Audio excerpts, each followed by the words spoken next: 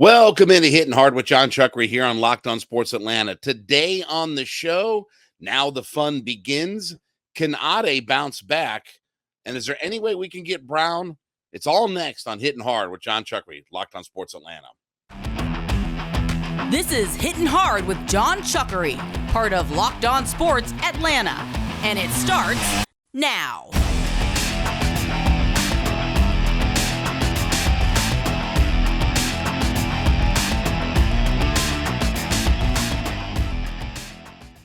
This episode is brought to you by FanDuel Sportsbook, the official sportsbook of Locked On. Make every moment more. Visit FanDuel.com/Locked On today to get started. Hitting Hard is part of the Locked On Podcast Network, your team every day. Subscribe or follow for free on YouTube or wherever you listen to your podcasts. Get the latest episodes of Hitting Hard as soon as they become available. You can check us out on the SiriusXM app and give me a follow on my Twitter page at JMCH316. So Braves with a really nice victory yesterday. Again, they took 2 out of 3 from the Seattle Mariners. Jared Schuster was terrific yesterday. He 6 innings, 1 hit, 1 earned run, just the 1 solo home run that he gave up, 7 strikeouts with a walk, 85 pitches. Really good outing for him. He obviously needed a good bounce back outing. And then Anderson, McHugh, and Iglesias closed it all out. But now the fun begins, right? And this is what we've been looking for. Now we get into the next 7 days, next 7 games, I should say, where the Braves are going to play the Los Angeles Dodgers. They're going to host the Dodgers, who have the best record in the National League, and they're going to host the Philadelphia Phillies. And this is, I don't want to overstate this. It's a critical time or this or that or what have you.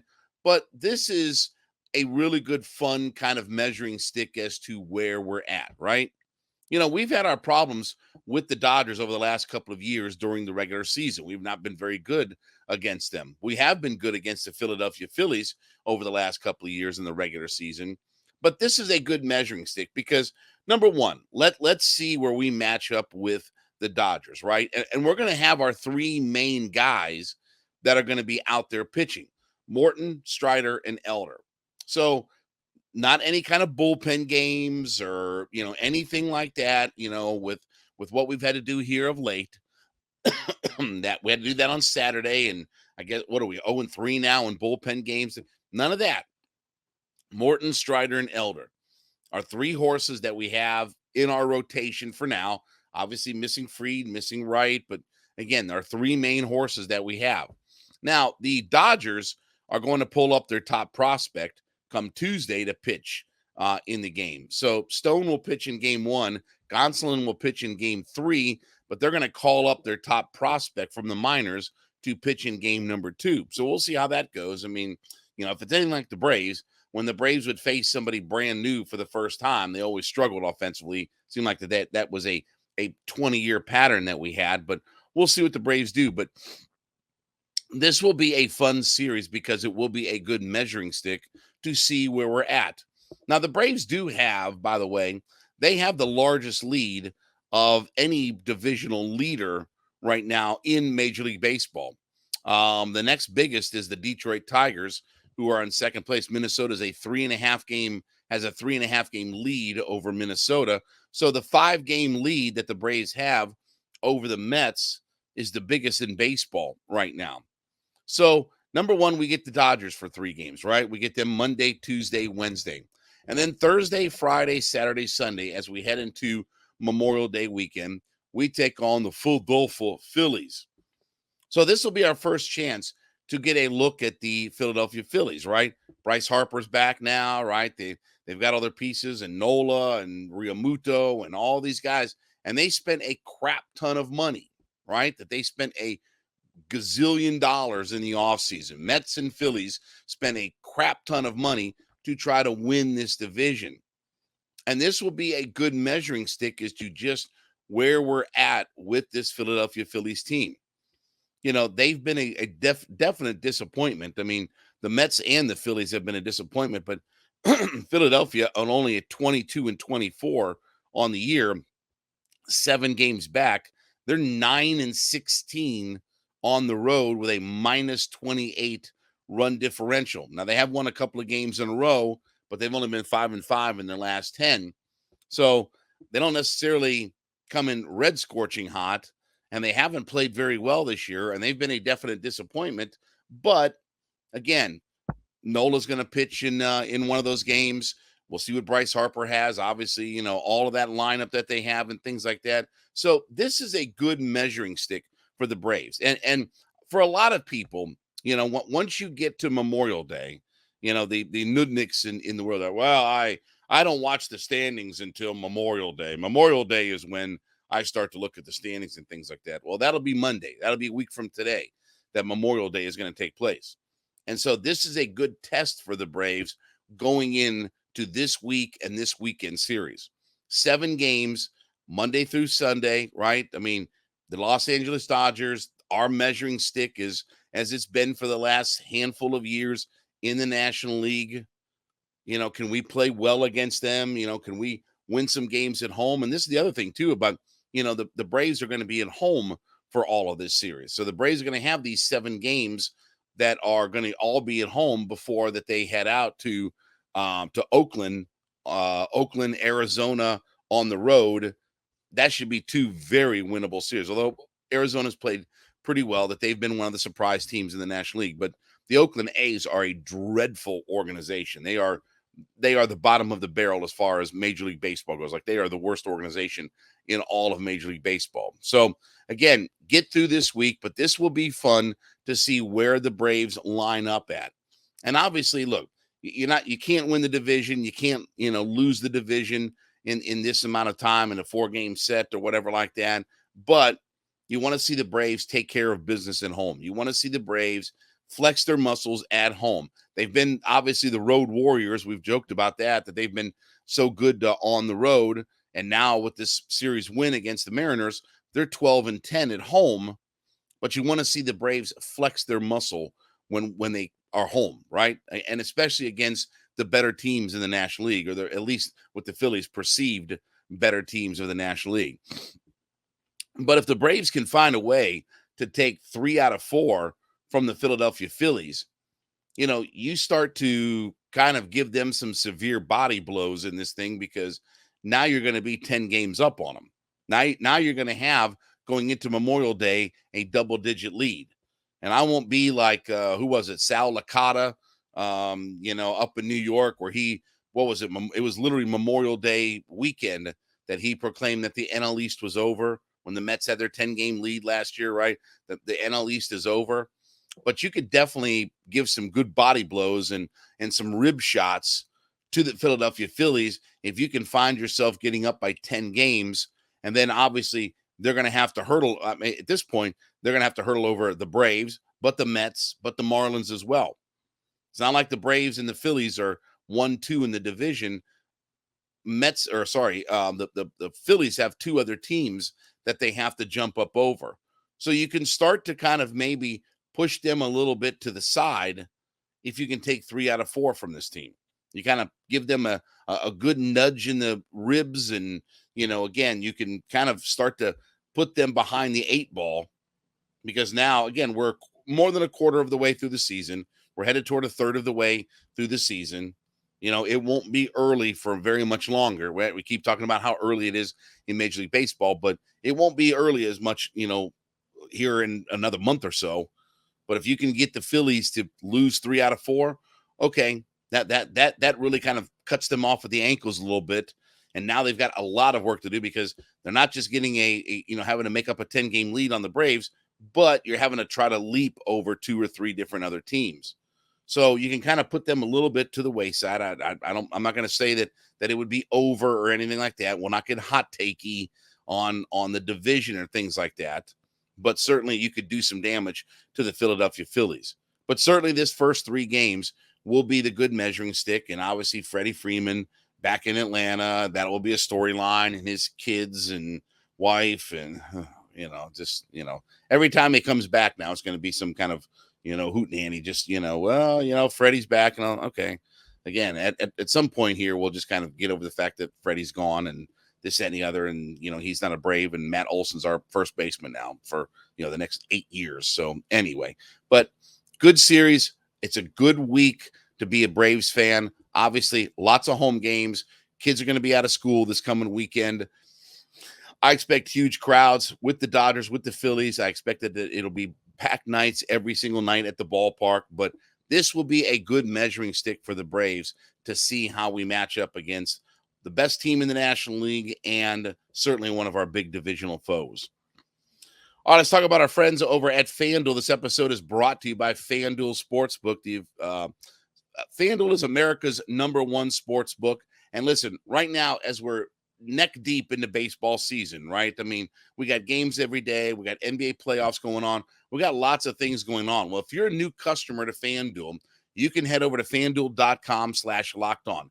FanDuel.com/lockedon, LOCKEDON, and sign up now. Claim your no sweat first bet where you can get as much as $1,000 in bonus bets if your first bet doesn't win. Now, FanDuel's a safe, secure, super easy to use app. It allows you to bet on everything from money lines to point spreads to how many homers Aaron Judge is going to hit, everything in between. Okay. So head to FanDuel.com/lockedon. That's FanDuel.com/LOCKEDON. Claim your no sweat first bet where you can get as much as $1,000 in bonus bets if your first bet doesn't win. FanDuel is the official partner of Major League Baseball. So can Ade have a bounce back season? I saw some numbers the other day in an article that was written about what his season was. And according to Pro Football Focus, so Ade Ogundeji for the Atlanta Falcons started 16 games last year. Now, remember, the one game that he was hurt is when Arnold Ebiketie started, and that was arguably his best game that he had last season. But the one game where he started Ebiketie, that was a really good productive game for him. But here's the numbers for Ade Ogundeji. So it was 541 snaps, 218 of those as a pass rusher. He had 26 tackles, 10 missed tackles, did not have a batted ball or a pass defended. He had 4 quarterback hurries, had 0 quarterback sacks outside of the 2 sacks that he had. So he did have 2 sacks, but he had 0 quarterback sacks outside of that, and 10 missed tackles to 26 tackles. So when I tell you that it was a lost year for Ade Ogundeji, it was a lost year for him. And look, I don't expect that he's going to start 16 games. I think that was a symptom of the idea that Arnold Ebiketie wasn't going to start a whole lot, and they've been very hesitant about throwing their rookies into the fire and letting them burn up. But obviously, Ade Ogundeji is at best a rotational pass rush guy. 5th round pick a couple of years ago, right, out of Notre Dame, and he's probably played much more than what was expected of him, or certainly has played much more than we anticipated. Certainly starting 16 games last year. Now, that won't be the case this year. If he has to start 16 games, there's something severely wrong with our pass rush. Because, again, there's nothing spectacular that he does, nothing special that he does. Can he be a guy that gets us a couple of sacks in a rotational role? Yeah. I mean, maybe he can get 2 or 3 sacks, but I'll be honest with you, I've got no expectation for Ade Ogundeji. I have no expectation about he can deliver. We've talked before on the podcast several times that, look, Arnold Ebiketie is the guy who's got to step up, probably even more than Desmond Ridder. He's got to be that guy on defense that can get you 8 to 10 sacks. Because as we're trying to get to 38, 40 sacks, and we're not going to get as much snap percentage out of a Calais Campbell, right? Some of these guys are going to rotate in at a lower percentage of snaps. Can they keep the same production? Can Caden Ellis be a guy that gets the 7 sacks that he did last year? Or is he a guy that in his first 3 years that only had 1 sack? What guy is he? Again, I've said he's the Caleb McGarry of our defense. Caleb McGarry's had 1 good year out of 4. Caden Ellis has had 1 good year out of 4. Had a good year last year, but it's been pretty unproductive in his first 3 years. So I don't expect a whole lot out of Ade Ogundeji. I don't expect him. I would hope that he is not more than a third of the snaps for this team. I mean, 541 snaps is a pretty good amount. I would hope that he is certainly not playing more than about 33, 35% of the snaps, because we should have enough guys. And certainly I want to see if Arnold Ebiketie can be a guy who can step up, step in, and assume that role. You know, if Arnold Ebiketie falls on his face, we are going to have some trouble sacking the quarterback, because I'm not relying on Ade Ogundeji to be able to get to the quarterback or set the edge or anything like that. That will rely on, you know, and then at that point, we have to see if Caden Ellis can do it, if Calais Campbell can do it, can Lorenzo Carter be that guy? I can he bounce back? Possibly. But I don't have any expectation for Ade Ogundeji. He was not a very good player last year. It was a lost season for him last year in his sophomore year. You know, can he be a little bit better in year 3? That's where we kind of see what, you know, the sort of the rubber meets the road on some of these prospects when you get into year 3, right? Especially at the quarterback position. We see that third year is when that light kind of comes on at the quarterback spot. But can Ade do something? Yeah, you know, hopefully maybe with a less pressure on him to have to go out there and produce and perform, and certainly not have to be a starter for 16 games. In fact, I would tell you that he'll probably go from starting 16 games this past season to hopefully not starting at all. I mean, that would be my hope, is that he doesn't have to start a single solitary game. Maybe if somebody gets hurt, maybe if Ebiketie gets hurt for a game or something like that and can't play. But short of that, there's no reason for Ade Ogundeji to be able to start. We can't brag about how much our pass rush has improved and how much better we are on our defensive line, and then we trot Ade Ogundeji back out there, right, who did nothing for us last year. So it was a lost season for him. You know, I mean, I think he would acknowledge that. Certainly didn't do a whole lot, but you can't have a defensive end who, yes, he gets 2 quarterback sacks, but doesn't hit the quarterback any other time during the entire season. Literally, like outside of his 2 sacks, he didn't register a single quarterback hit. You can't do that. Our defense is not going to get where it needs to be. That's almost Steven Means level. The good thing is he had 2 sacks. So unlike Steven Means, who started 14 games for us and registered no sacks and no quarterback hits, at least he got the quarterback on the ground a couple of times. But I really don't expect much from Ade Ogundeji. I don't think he's going to be a starter. I certainly hope he's not a starter. I hope he doesn't play much more than 33, 35% of the snaps in our rotation. So I don't expect a whole lot out of him. If he can just give me the 2 sacks that he did last year, fine. Because I'm not counting on him, and I'm not relying on him to be a guy that's going to get us any kinds of real numbers. It's been a nice story. It's been good for him, but certainly he's not a high caliber player. I'm certainly not investing a lot of my time into getting him better. That's got to be Ebiketie's role, to start every single week and get himself better. All right, as you make Hittin' Hard with Jon Chuckery your first listen, be sure to go in and leave us a comment that you are an everyday listener. So whatever platform that you listen to us on, certainly go in the comment section and let us know that you're, as we call them, an everydayer. You listen in 5 days a week to the show. We certainly thank you so much for being a part of our ever-growing community. Certainly, we thank you for being a part of this journey and this ride that we have been on for a little bit more than a year now, about 13 months now that we've been on this journey. But we want you to leave us a comment that you're an everydayer, you're an everyday listener to Hittin' Hard with Jon Chuckery.